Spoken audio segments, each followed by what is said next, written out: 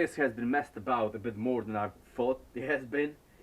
Obviously the previous owner, or previous owners, rounded off all the screws for me, thank you. There's plenty of some kind of nasty sealant around the tap, so probably was leaking.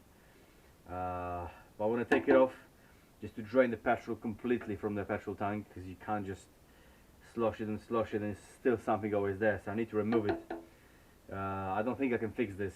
Probably get a new one or something else. But yeah, let's get this petrol drained from the petrol tank. Welcome back to another episode of Yamaha XV 500 Coffee Racer build.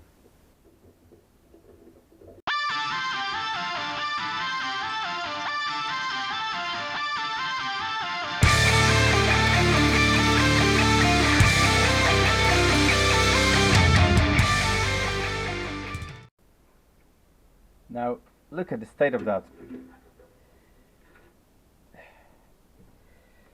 I'm not quite sure what the previous owner was trying to achieve putting so much sealant in there, but this is pretty bad.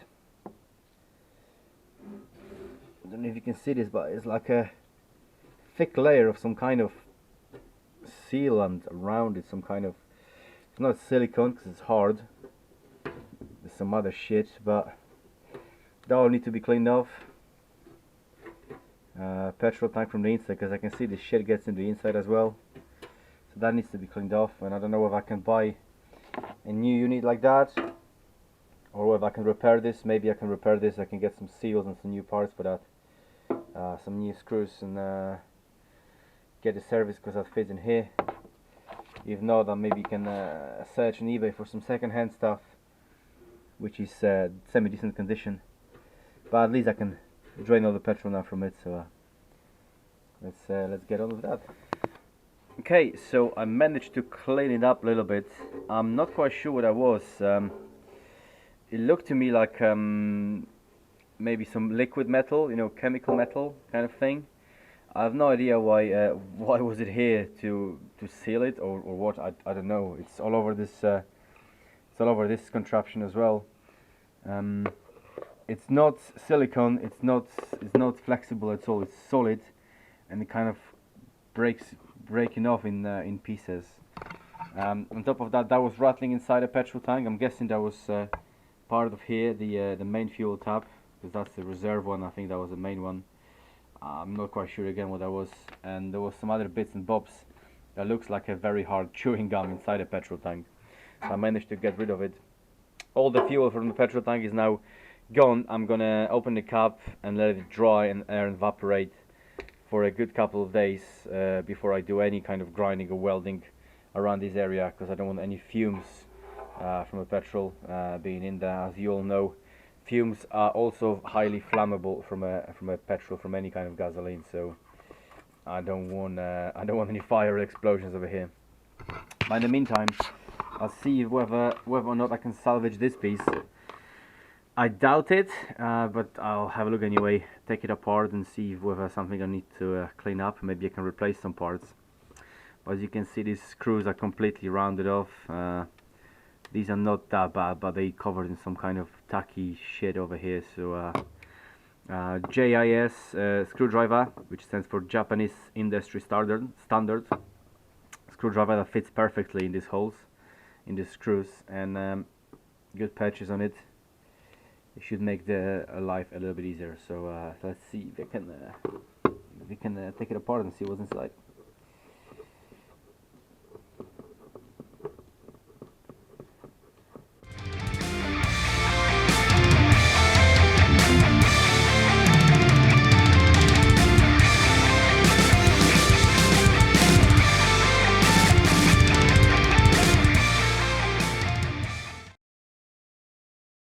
So 5 screws came out, not without an effort, because there was some kind of sticky residue inside there, all over the thread. This one didn't. This one broke. There's some vice grips on it, but it just broke. But nevertheless, the whole thing came out. And what I found inside is this. I mean, what the fuck? You know, seriously? What is this and why is it here? I know it's a gasket, but this is like I don't get it. Why would you put some shit like this inside your petrol cock? Well, I think this unit is beyond salvation. I'll take it apart a bit further because I'm curious what else I can find in there, what kind of treasure. But I think we need to get a new one. Yep, all this shit was inside of this unit, and I'm really struggling to find the reason why. I mean, somebody must have blocked all these holes and put all that, went through all that effort to put all this liquid metal or whatever that was inside here. There must have been a reason, because nobody would go through so much effort with no reason. But I'm struggling to think of the reason why. Why would somebody do that? I mean, all of this was blocked. All of this was blocked. This was completely filled in. Couple of holes in there. This was blocked up, and I'm really don't get it. But obviously there was a reason behind that madness. Well, anyway, all this shit is in there. Oops, earthquake. I'm gonna throw all this away. Throw these little pieces into my ultrasonic cleaner and see whether I can fix this or not. I mean, I know I can buy a new one, but that's not the point. I like fixing things. It's very satisfying when you can make something work that wasn't working before. So I'm gonna throw it into my little ultrasonic cleaner and see whether I can make any sense out of it.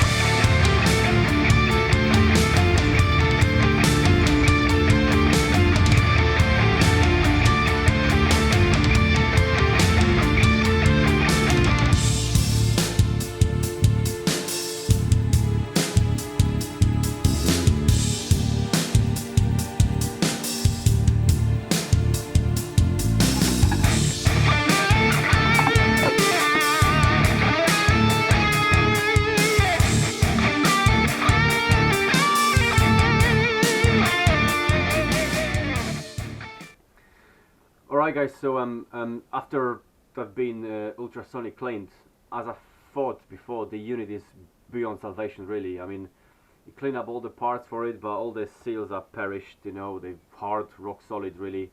I need to get new ones for that, and this. I just thought maybe I can give it a go of fixing that. I know it's easier to buy a new one, and it's probably cheaper as well. I mean, these things cost well, not this original one, but replacement costs about 10, 15, 20 quid, depends what you're going for. So I know it's easier to replace it and buy a new one, it's less hassle. But I'm the kind of person who like to fix things if I can. If the item is faulty, broken, or some other things, if I can fix it, I spend extra time to make it happen. This unfortunately is not the case. But at least I know that now, so it won't bother me if I need to buy a new one or anything. It just doesn't bother me. Also, on top of that, this little unit was too big and bulky for what I need, because they had like a primer tab, and obviously the main tab is like on and off in reserve, and then has some priming tab over here for like priming the carbons before you start it for the first time, or some other things. So all this I don't need, it's too bulky underneath the petrol tank. I need a simple solution, on and off kind of thing. Maybe a reserve tab as well, I don't know, probably not. Probably, the less the better, the less clutter, kind of minimalistic look.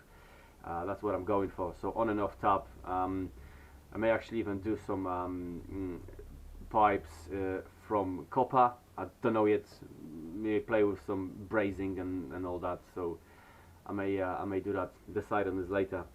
But I just show you quickly that the unit's been cleaned as much as it could be, but it's just too big for what I want it for, and it's just not worth repairing really.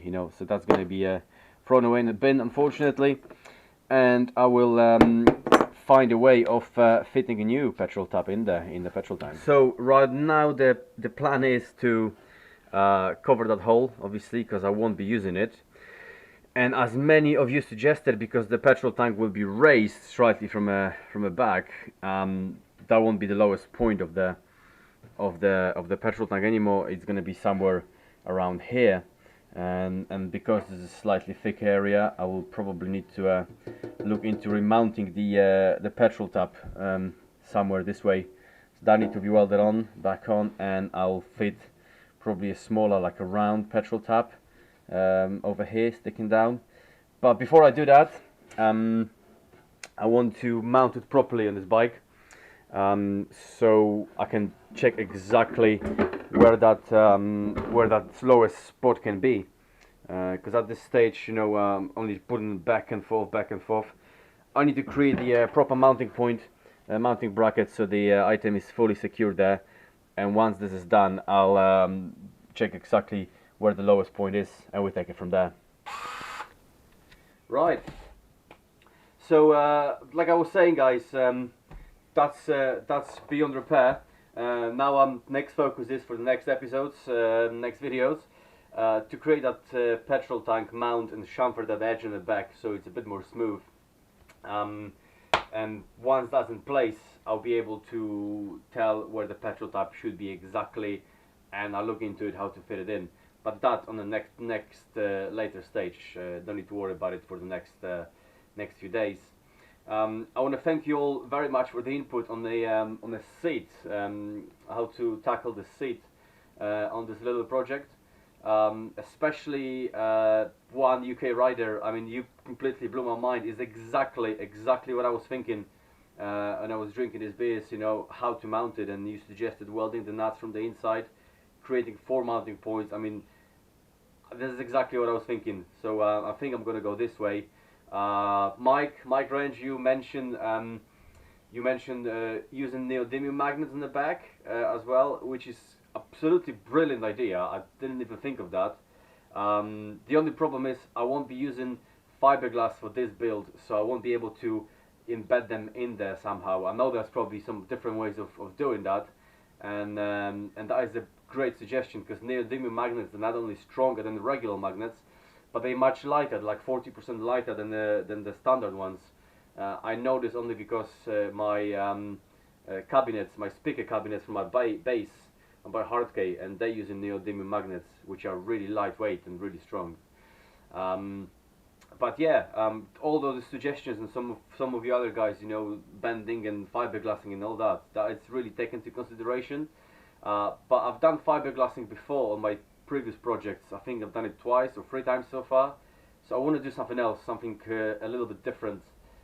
See if I can bend and tack together and weld some steel, you know, sheets, and whether I can make semi-decent job of that. So that will be a project after the petrol tank is finished. I'll try to mount the seat to it. But once again, thank you very much for your input.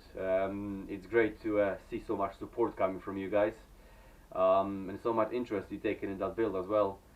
Makes me keep going a little bit more, you know, a little bit extra.